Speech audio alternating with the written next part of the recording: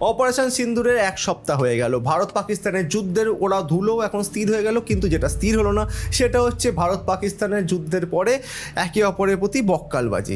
পাকিস্তানের কথা যদি শোনা হয় তাহলে পাকিস্তানের কথা নিয়ে পাকিস্তান ভারতের সমস্ত এয়ারক্রাফট, প্রায় 5-6টা এয়ারক্রাফটকে ডাউন করে দিয়েছে। ভারতের এয়ার ডিফেন্স সিস্টেম S-400কে মেরে গুঁড়িয়ে দিয়েছে, ভারতের এয়ারবেসকে মেরে গুঁড়িয়ে দিয়েছে, এবং ভারতের এত খারাপ অবস্থা হয়েছে ভারত কাঁদতে কাঁদতে হাতে পায়ে ধরে ডোনাল্ড ট্রাম্পকে বলেছে আমাদেরকে এইবারের মতো বাঁচিয়ে তো, আমরা কোনোদিনও ভুল করে পাকিস্তানের কাছে যাবো না, যাই হোক করে আপনারা সিজ ফায়ারটা করিয়ে দিন। আর ইন্ডিয়ার কথা হলে ইন্ডিয়ার আর্মি শুধু পাকিস্তানি এয়ারবেসে ঢুকেছে তা নয়, পাকিস্তানের নিউক্লিয়ার বম্বিং করে দিয়েছে, পাকিস্তানের রেডিয়েশন লিক শুরু হয়ে গেছে, এবং সূত্র অনুযায়ী খবর পাওয়া যাচ্ছে যে পাকিস্তানে নাকি কিছুদিন পর থেকে টেরাবেকা লোক দেখতে পাওয়া যাবে। এবার এটা সবটাই চলছে, তার মধ্যে কতটা সত্যি যায় না। যেখানে চীনের সাহায্য নিয়ে পাকিস্তান এরিয়াল ওয়ারফেয়ার এবং ইলেকট্রনিক ওয়ারফেয়ারে আমাদেরকে টক্কর দিতে চাইছিল, সেখানে আমাদের এয়ার ডিফেন্স সিস্টেম সমস্ত অ্যাটাকের মামাসি একাদশী করে ছেড়ে দিল। আমাদের ব্রাহ্মস মিসাইল একদম পিন পয়েন্ট অ্যাকুরেসিতে যেখানে মারতে চেয়েছে সেখানে মেরেছে, পাকিস্তান এয়ারবেসে বড় বড় ফুটো করে দিয়েছে। কিন্তু যে ছবিটা স্যাটেলাইট ইমেজেও আমরা প্রমাণ করে দিয়েছি, কিন্তু পাকিস্তানের প্রমাণের বেলা তারা বলছে যে সোশ্যাল মিডিয়াতে দেখে নিতে। তফাৎ কিছু আছে, তফাৎ কিছু থাকবে, কিন্তু সেটা নিতে ভেবে লাভ নেই। যেখানে পাকিস্তানের আর্মি চায়না সাপোর্ট নিয়ে আমার সাথে যুদ্ধ করতে এসেছিল, সেখানে পাকিস্তানের আর্মি তারপরেও তাদের পিছন ফাটিয়ে দেওয়া হলো, কিন্তু সেখানেও দাঁড়িয়ে আমরা কিন্তু ডিপ্লোম্যাটিক এরিয়াতে দাঁড়িয়ে আমরা হেরে গেলাম। আমাদের আর্মি যেখানে যুদ্ধের ক্ষেত্রে আমাদের জয় লাভ করা হলো, সেখানে আমরা ডিপ্লোম্যাটিক ক্ষেত্রে হেরে গেলাম। আমরা পাকিস্তানের না IMF ফান্ড বন্ধ করতে পারলাম না, পাকিস্তানকে বাকি দেশ দিয়ে চাপ দেওয়াতে পারলাম। আর এই জিনিসটা বুঝতে গেলে বুঝতে হবে, যখন আমরা প্রত্যেক দিন সোশ্যাল মিডিয়াতে, ইনস্টাগ্রামেতে এবং ইউটিউবে শর্টস এবং রিলগুলো দেখি, তখন দেখায় যে একজন রক্তচক্ষু লেজারাইজ বার করে বিভিন্ন বড় বড় বাতেলা দিচ্ছে, বিভিন্ন দেশে গিয়ে তারা বড় বড় কথা বলছে যে আমরা এই করে দেবো, আমরা ওই করে দেবো, রাশিয়া ইউক্রেন ওয়ারে আমরা এই করেছি, এই সমস্ত ব্যাপারে এই করেছি, ইন্ডিয়া একটা নিউট্রাল নেশন, আমরা এসবের মধ্যে থাকি না। সেখানে গিয়ে আজকে আমাদের এই ডিপ্লোম্যাটিক হারটা আমাদের তো ফরেন মিনিস্ট্রি এবং ফরেন মিনিস্টারের ওপরেই পড়ে। আর এটা কী করে পড়ায় সেটা বুঝিয়ে দিচ্ছি খুব সোজা 4টে পয়েন্টের মধ্যে। একদম হচ্ছে ফার্স্ট নম্বর পয়েন্ট হচ্ছে টেররিজমকে শেষ করতে গিয়ে আমরা যে যুদ্ধের মধ্যে ছিলাম, যেখানে আমরা জয়লাভ করছিলাম, সেখানে হঠাৎ করে যুদ্ধটা বন্ধ হয়ে গেল, সিজ ফায়ার অ্যানাউন্স হয়ে গেল।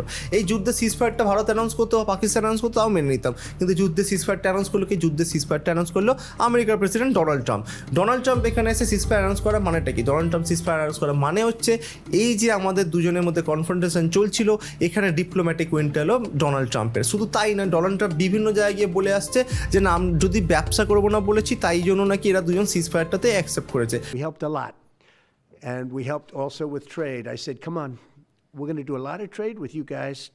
Let's stop it. If you stop it, we're doing trade. If you don't stop it, we're not going to do any trade.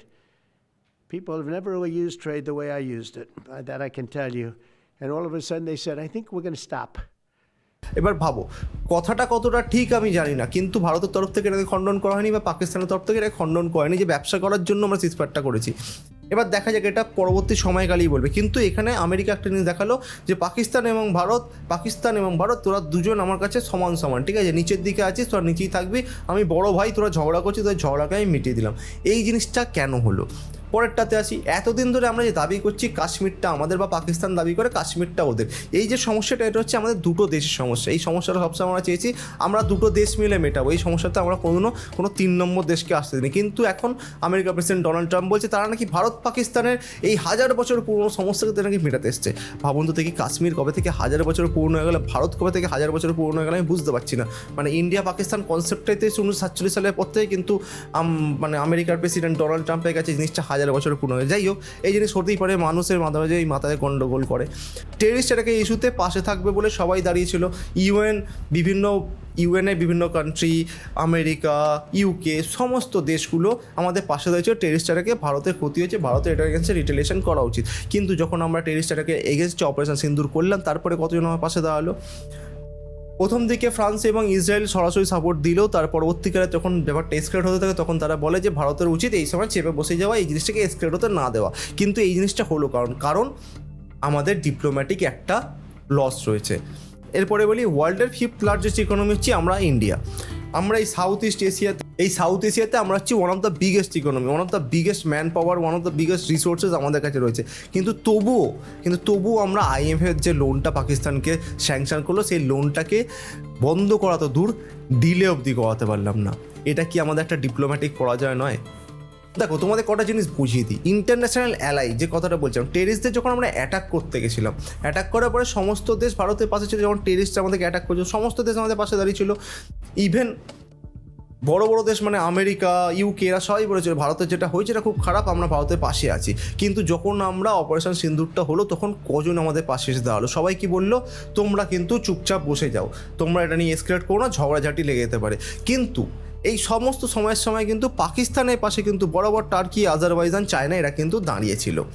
Israel আমাদেরকে সাপোর্ট করেছে, ফ্রান্স আমাদেরকে সাপোর্ট করেছে, কিন্তু যখন ওই ঝগড়া বেড়েছে তারা বলেছে ব্যাপারটাকে একটু ডিএসকেলেট করার চেষ্টা করো। এইটা কেন হচ্ছে? ভারতের কাছে কি একটা অল ওয়েদার অ্যালাই নেই যারা ভারতকে সব সময় সমস্ত কিছুতে সাপোর্ট করতে থাকবে? আমাদের পাশে কি এলো না কেন?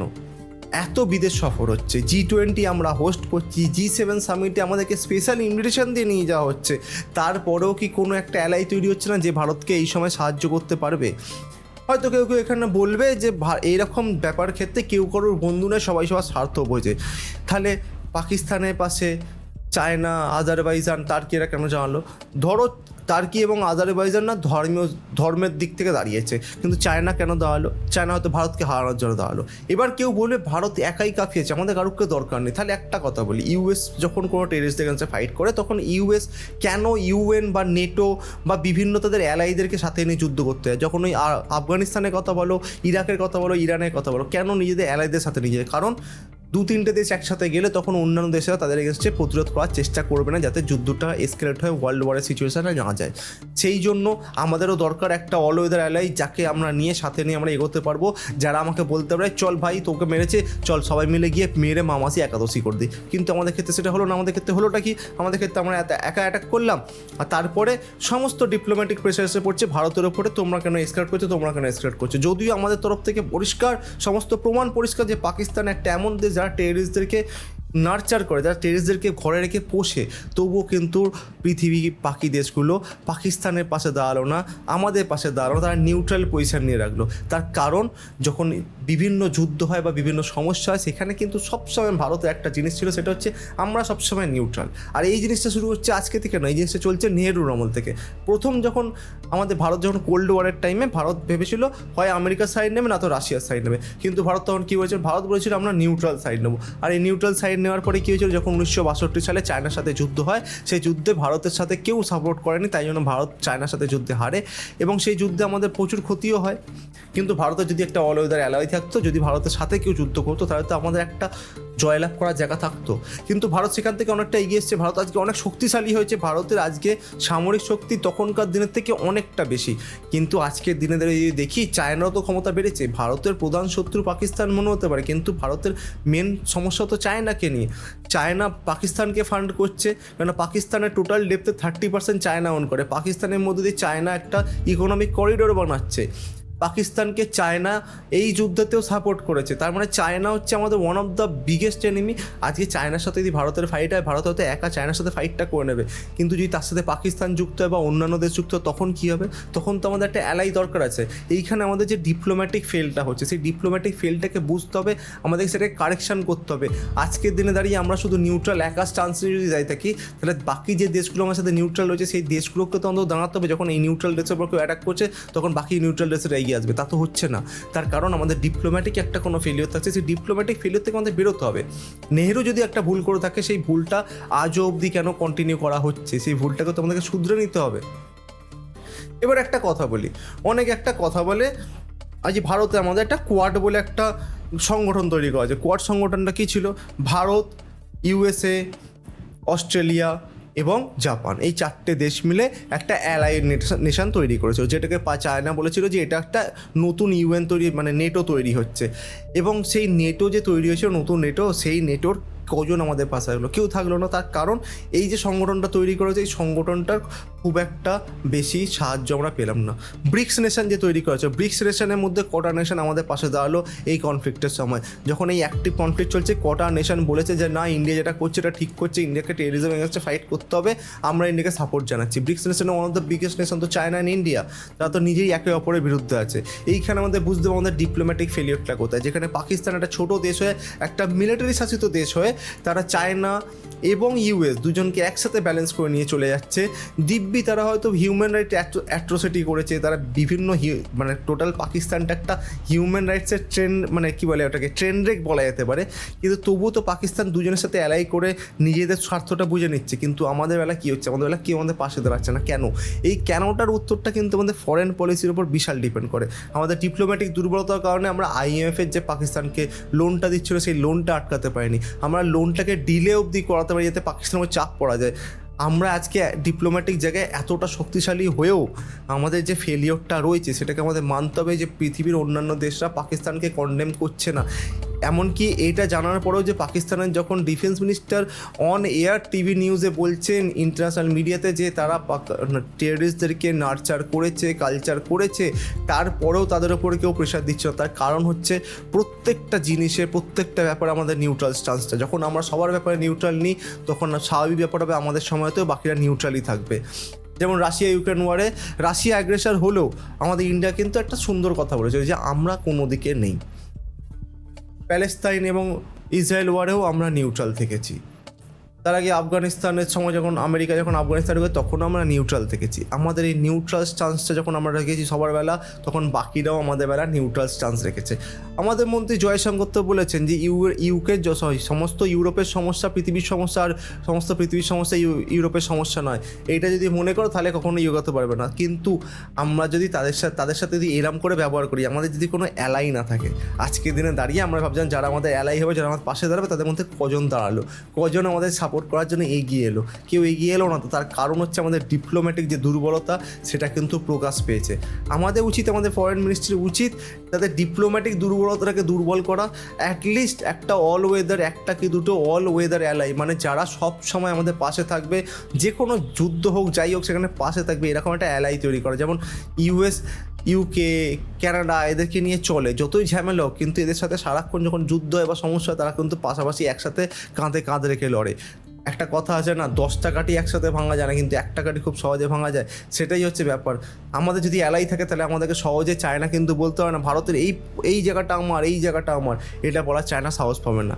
তাই জন্য আমাদের যেটা করতে হবে, যেটা বুঝতে হবে, আমাদের এই নতুন ডিপ্লোম্যাটিক ওয়েটা নিতে হবে। নাহলে টার্কির মতো দেশকে তো আমরা বলতেই পারি তোমার থেকে এই জিনিস দেবো না, ওই জিনিস দেবো না, বয়কট করে দেবো, টার্কি কেঁদে দেবে যে না প্লিজ করবেন না, আমরা সব মরে যাবো, আমরা তারপর আবার চলে যাবো, ঠিক আছে তোদেরকে সাহায্য করে দেবো। কিন্তু চায়নার বেলা, চায়নার সাথে তো আমাদের ট্রেড ডিপোজিট $110 বিলিয়ন, চায়নাকে তো আমরা বয়কট করতে পারছি না, কারণ আমাদের ম্যাক্সিমাম যে ইলেকট্রনিক্স গ্যাজেট আছে সেগুলো তো চায়না থেকে আসছে, ডেলি ইউজের কত জিনিস চায়না থেকে আসছে, সেইগুলো কি আমরা আটকাতে পারবো? পাচ্ছি না তো। গোটা ইউরোপিয়ান নেশন আমেরিকা তারা কি পাচ্ছে না তো। এই ভারত পাকিস্তান যখন কনফ্লিক্ট হচ্ছে তার মাঝখানে চায়না এবং আমেরিকা বসে তাদের নিজেদের মধ্যে যে ট্যারিফ ওয়ার চলছে সেই ট্যারিফ ওয়ারটা কমে দিল। চায়না মাত্র 10% ট্যারিফ চার্জ করছে আর US মাত্র 30% ট্যারিফ চার্জ করছে। এদিকে আমরা আর পাকিস্তান লড়ে মরছি, আর ওদিকে US কিন্তু নিজের ব্যবসাটা গুছিয়ে নিচ্ছে। আমাদেরকে সময় এসছে বুঝতে হবে, আমাদের ডিপ্লোম্যাটিক জায়গাগুলোকে, বৈদেশিক নীতিগুলোকে ঠিক করতে হবে। আমাদেরকে অ্যাটলিস্ট একটা যে কোনো একটা পয়েন্টে আমাদেরকে রাখতে হবে। আমরা যদি নিউট্রাল পয়েন্ট থাকি তাহলে নিউট্রাল পয়েন্টে যে 10টা দেশ থাকে সেই 10টা দেশ একসাথে নিজেরা লড়াই করবে, সেই জায়গাটা অন্তত আনতে হবে। And we have Apple, as you know, is coming in. And I had a little problem with Tim Cook yesterday. I said to him, Tim, you're my friend. I treated you very good. You're coming in with $500 billion, but now I hear you're building all over India. I don't want you building in India. You can build in India if you want to take care of India, because India is one of the highest tariff nations in the world. It's very hard to sell into India.